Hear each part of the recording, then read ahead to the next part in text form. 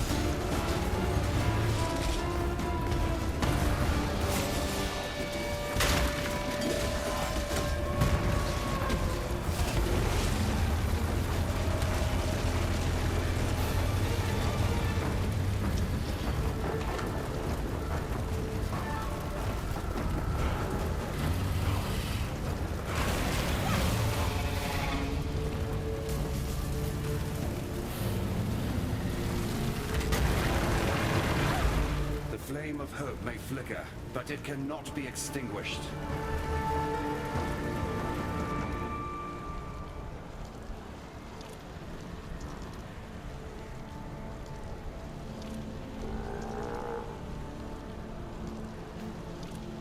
There is no shame in falling to a god.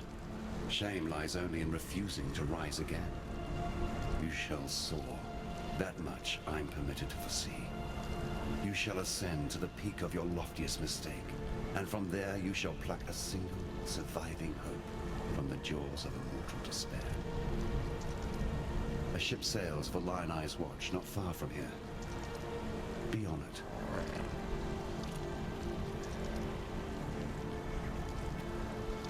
There is no shame in falling.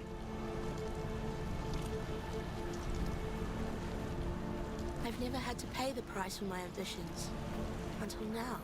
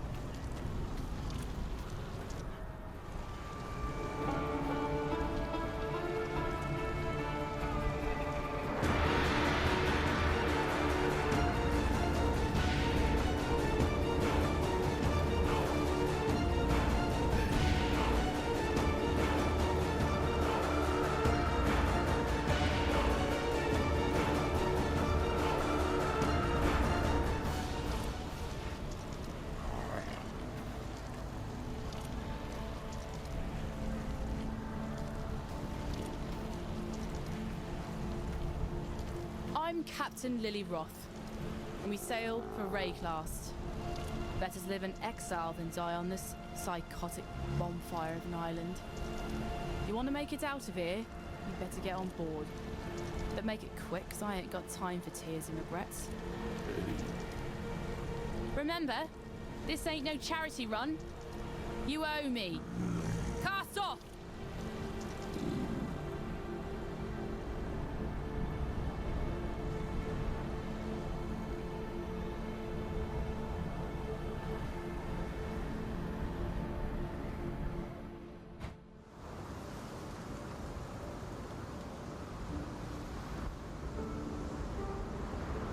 All right, we're safe for the time being.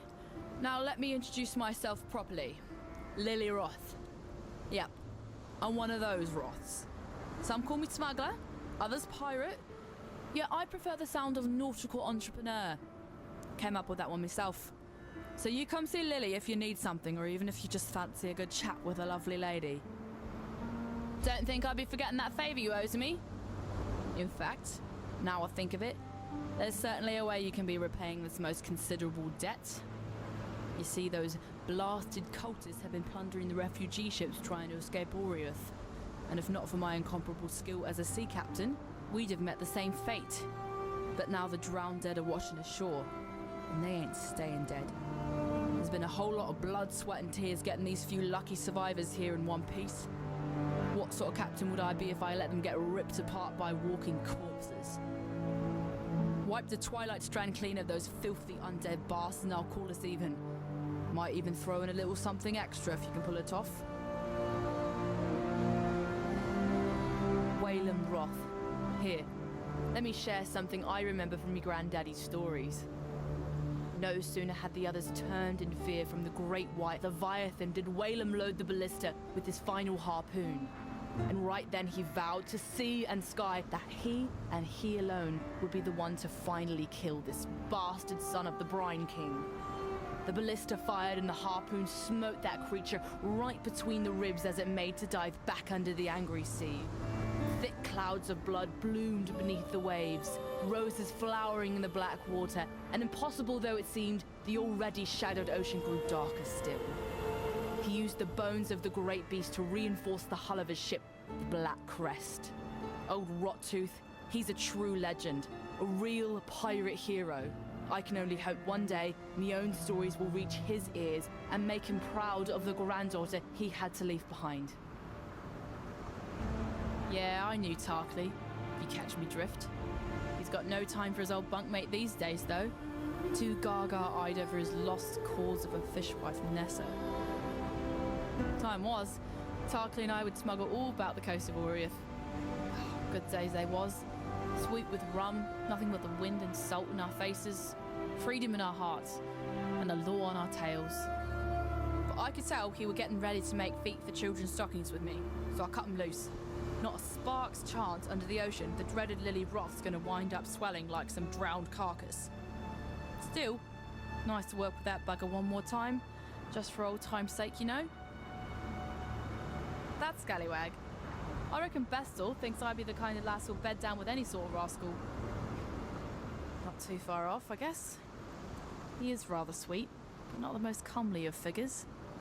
Actually, he kind of reminds me of my grandfather, Wayland Roth. Poet and scoundrel extraordinaire he be. Bestel's but spittle from the mouth of old Rottooth Roth. Ahem. Bust my blind cheek, said the sailor to the doxy. She sports her dairy treats afar and relishes her moxie. But a fire ship will sink the broken neath the ocean waves. Tip nutmegs a deadly token sends captains to their graves. Time and tide wait for no man. Despite your best efforts, Beast Slayer, a splinter of hope remains. The very seed that brought my beast into existence. The Dark Ember. Never again shall it birth a life so magnificent as the beast. Yet a residue of that power still lingers. Enough to give us a fighting chance against the ravenous Kitava. How do we obtain this Dark Ember? 3 hearts were silenced. 3 hearts must sing again, one last time. In that final flickering of life, our savior's seed shall be born. All I need are 3 fine souls with which to stoke the flames. Chevron of Umbra, Inquisitor Maligaro, Dodri the Dark Tongue. 3 spirits of near unfathomable resilience and vigor, freed with the beast's final exhalation. So let us begin the harvest. Chevron has come home to Axiom. We shall give her the warm welcome she sincerely deserves. If she is to be of any use to us, the Umbra's spirit must be wrenched from her mortal manifestation and lashed to our greater cause. That is your task. For my part, I shall negotiate the terms of her cooperation. With a tragic kiss and lasting embrace, her essence shall pass into me as if she were a sweet breath from the mouth of my lover. It is a sacrosanct sacrifice for all involved. Thankfully for you, all I ask is that you do what you clearly do best. Kill. Ambition is the bane of mortality. It was through ambition that we gods transcended the thick mud and thin blood of our mundane birthrights. Ambition that drove us to sustain our divine selves through the subjugation of others. Chevron's soul is made up of 1 part ambition and 2 parts raw, unbounded passion. Such a volatile spark shall burn briefly and brightly, in even the most deadened of hearts. I shall put this simply, for in truth, everything comes down to the simple act of planting a seed in the ground. The gods are rising because you slew the one creature that prevented them from doing so. Your name for it is the Beast. It was I who planted the seed in the rich soil beneath Highgate, who nurtured it, who watched it bloom into maturity, even as I succumbed to its mollifying powers. We gods, we were driven into slumbering darkness, to dream away eternity whilst the gentle beast watched over us.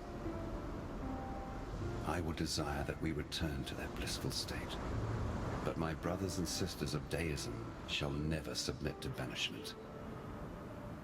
They have tasted freedom once more, and they shall not let go of this world until it is pried from their cold, dead hands. The beast was never a cruel master. It didn't want to destroy, to corrupt, to terrorize. It simply existed to exist. I made it that way. Unfortunately, in neglecting to provide it with ambition, I made it vulnerable to the ambitions of others. Queen Atziri and Doriani, Emperor Chittis and Malachi. Others even before them. I created a beast that would free humanity from the tyranny of the gods. Yet all I really did was provide the perfect tool with which humanity could tyrannize itself. Farewell. Alchemy and black thaumaturgy? You sure know how to lift my spirits.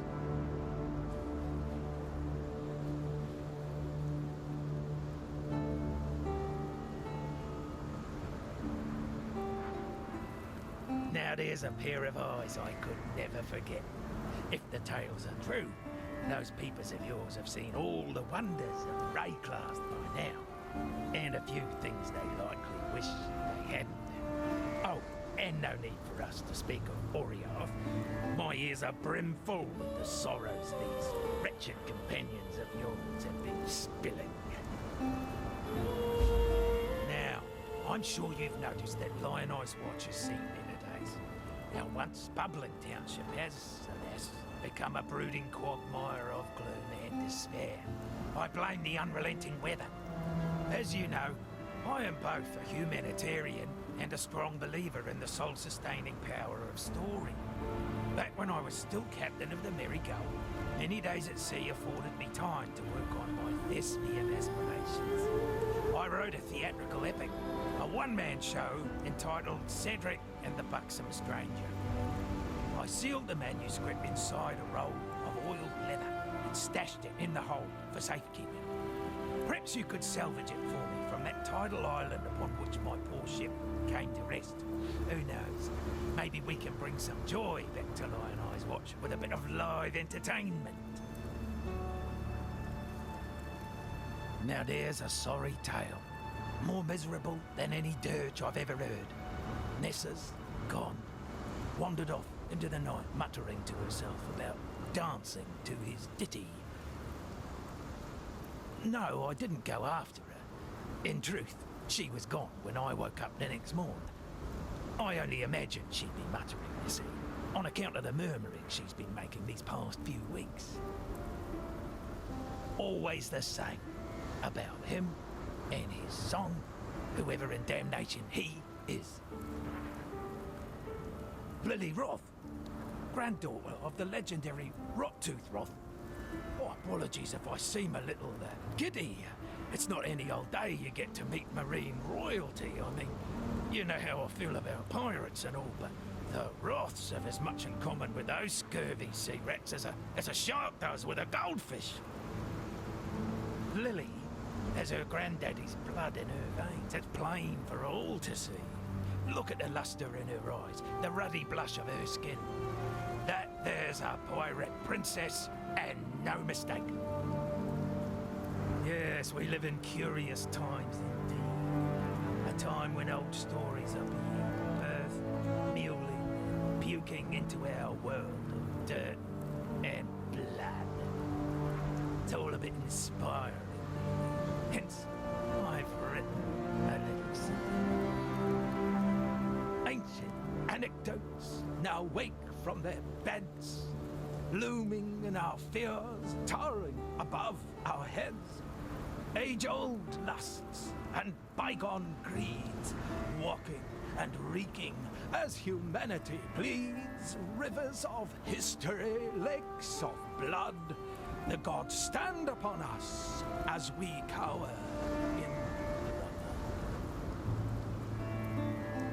You won't find a sailor that doesn't whisper a quiet prayer to the brine king before casting off. In fact, under the maddening radiance of a full moon, the more superstitious captains would drown some poor slave or failed mutineer just to keep old Tsoagoth happy. No, that wasn't a sneeze. That's the fish god's old Esmerian name. It's considered foul luck to speak it on board a ship. A keel haul in the face. You'll not find a more renowned pirate as Wayland Rocktooth Roth. In times when Fairgraves was still a well-earning as sea negs, Rocktooth was prowling the Strait of Oriathiniath in his ship, the Black Crest. It's said he built it himself, lining its hull with the bones of some great sea beast he slew with nothing but a harpoon and a bottle of rum. Never was there a more nimble, more ferocious vessel, like that Leviathan spirit still lived and breathed in its timbers. No one sighted Rocktooth for 20 years or more, but I know where the Black Crest is. The ship graveyard, no less. Seems that Wayland Roth might have had his last meal with Lady Mervale.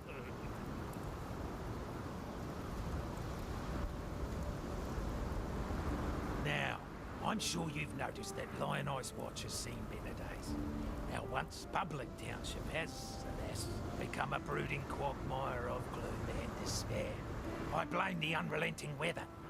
As you know, I am both a humanitarian and a strong believer in the soul-sustaining power of story. Back when I was still captain of the Merry Gull, many days at sea afforded me time to work on my thespian aspirations. I wrote a theatrical epic, a one-man show entitled Cedric and the Buxom Stranger. I sealed the manuscript inside a roll of oiled leather and stashed it in the hold for safekeeping. Perhaps you could salvage it for me from that tidal island upon which my poor ship came to rest. Who knows? Maybe we can bring some joy back to Lion Eyes Watch with a bit of live entertainment.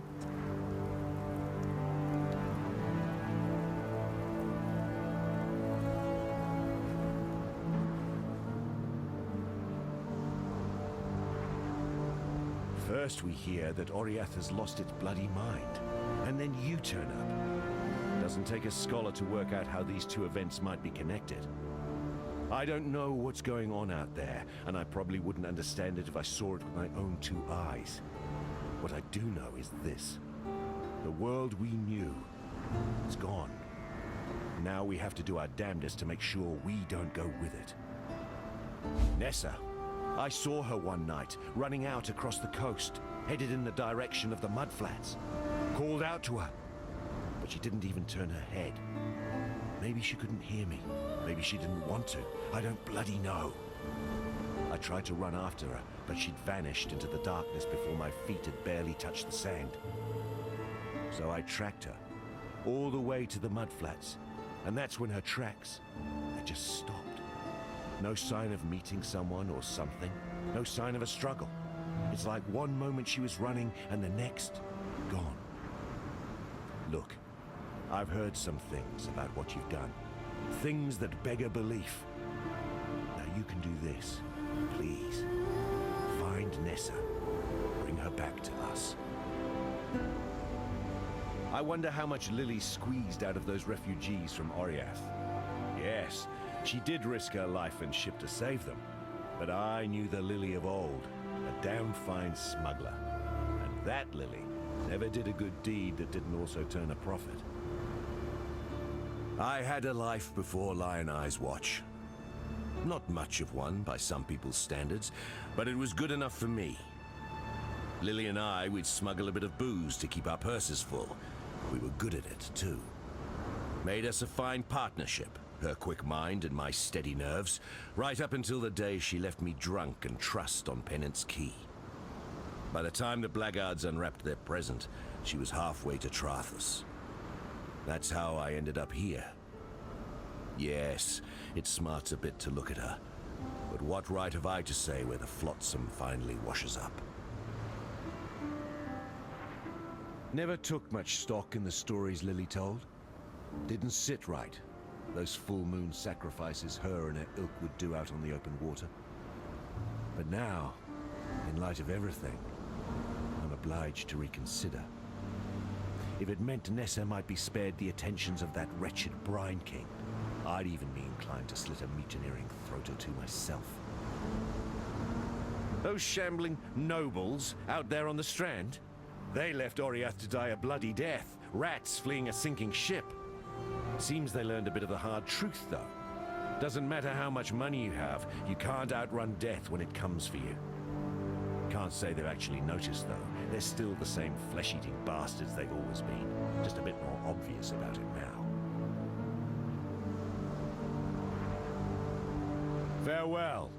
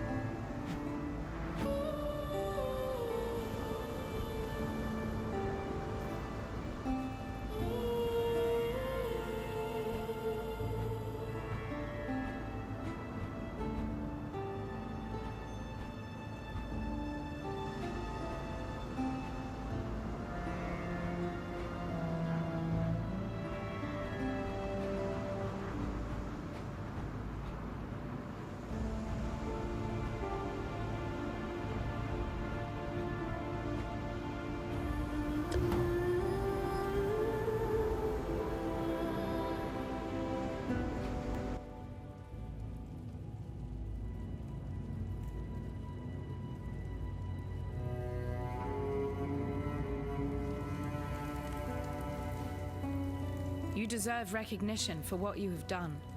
You've freed us from Templar oppression. Yet I fear you may have defeated the lesser of two evils. Still, take something. You'll be needing it in the dark times to come.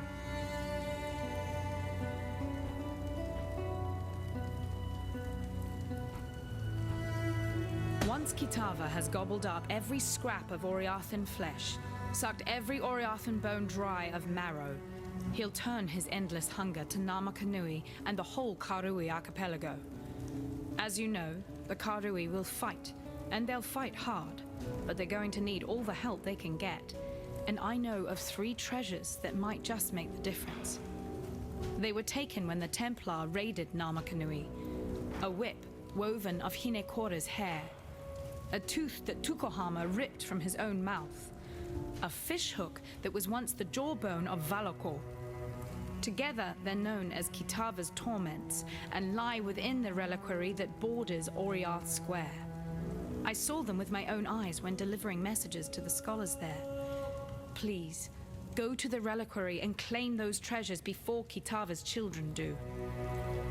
Not all slaves believe Dutula's lies. Some I know have managed to steal a ship and are soon to set sail for Namakanui. Hopefully, with these treasures on board, Valakor will bless their voyage and breathe deeply into their sails. No, I'm not going with them. I helped bring this curse down upon Oriath, so I'll help save what little there is left to save. Here, take something, in thanks for your part in preserving the Karui Way. You're still alive, so is Kitava. What more do you need to know? You'll find a way. I believe it. When I was a courier for my father's house, I'd cross Cathedral Square 100 times in a day. On the fairest days, that square would be filled to bursting with Oriath's highborn, come to bask in the sun and each other's glowing nobility. It was a pretty sight, depending on where you stood. For freedom. Kitava is a primal deity, forged from the most fundamental of human desires, hunger. The simple act of craving that which we cannot yet consume. To defeat Kitava is to squeeze the very heart of human nature into stillness. You don't think you can do that? I suppose we'll see, won't we? People have talked about the return of the gods since the birth of Oriath. It's a gambit employed by charlatans to fleece the weak-minded and morally desperate. Or so it seemed. Avarius and his Templar drones now greet the dawn filled with power and glorious purpose. Kitava has risen from whatever ethereal cesspit he's been hiding in for the last few millennia. So what let the cats out of their proverbial bags? I'm a scholar, not a prophet. Yet there's one occurrence that absolutely reeks with evidential causality. You killed the beast. You really don't have a strong grip on cause and effect, do you? Things replace other things. It's the most fundamental of laws. The larger the thing you remove, the bigger the rush to fill the space that's left behind. Innocence was the nexus of power in Oriath. Remove him, and something of equal or greater power was always going to take his spot. Any idiot could have predicted that Kitava was going to be that something. Unless, of course, you thought it was going to be you. Dominus adopted Chittis Cathedral as his personal laboratory. He decked it out with everything his miraculous mind could conceive of. His great work in Psalm, that which you destroyed, it all began there. Farewell. We're glad you made it. No, damn it all, that's just too strange to abide. I'm glad you made it. And innocence tells me I need to keep helping you. So that's what I'm going to do. I know my way around weapons and armor, and all things Templar if you should want for further enlightenment on that subject. As for innocence, I don't know. Sometimes he makes sense, other times he's a shattered god, but he'll heal. I'll make sure of that. The High Priest is dead, yet the object of his devotion remains. There's no doubt you did all right bringing that man-turned-monster to heel, but you weren't able to stop him fishing his master out of a river of blood. Damn. Sorry. I never could get the hang of boosting morale. Didn't seem right to polish the edges off harsh facts. Probably why I never made captain. Still, I've been poking around here for a bit and have turned up Utula's stash. Quite the magpie he was. So here, help yourself. When it comes to hunting a god, I suppose every little bit helps.